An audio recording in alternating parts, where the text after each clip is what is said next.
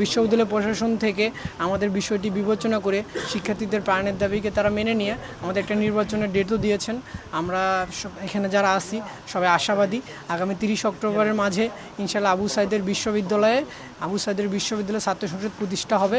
এটা আমরা আশাবদ্ধ এবং এটার জন্য আমরা প্রতিজ্ঞাবদ্ধ এবং এটার জন্য আমরা আজ যেমন হচ্ছে এখানে আমরা মৃত্যু সজ্জায় যেমন জুলাই বিপ্লবে আমরা মাঠে নেমেছিলাম অন্যায়ের বিরুদ্ধে এবং আজকে একটা যৌক্তিক দাবির পক্ষে আমরা দেখতেছেন মৃত্যু সজ্জায় থেকেও লড়েছি।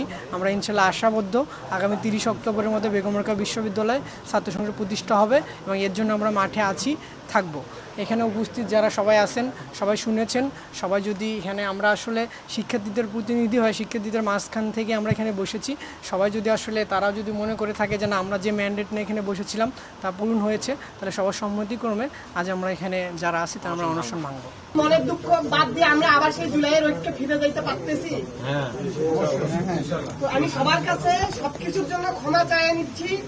তো যাতে এই ধরনের আমরা নিজেরা না করি, আমরা এই ছাত্র সংসদ যতদিন না আসতেছে আমরা এই ঐক্যটা ধরে রেখে আমরা ওই যখন হবে ছাত্র সংসদ সেই বিজয়গুলো যাতে আমরা যারা পরাজিত হবে বিজয়িত হবে সবাই মিলে উদযাপন করতে পারি। তাদের দাবি ছিল বেগম রোকেয়া বিশ্ববিদ্যালয়ের ছাত্র সংসদ এবং হল সংসদ অতি শীঘ্রই আমাদের গঠনতন্ত্রের মধ্যে ইনক্লুড করা, যেহেতু আমাদের গঠনতন্ত্রের মধ্যে ছিল না সংবিধিটা, যার জন্য আমরা এটা বিশ্ববিদ্যালয়ের সিন্ডিকেট কর্তৃক এটা তৈরি করে পাঠিয়ে দিচ্ছি।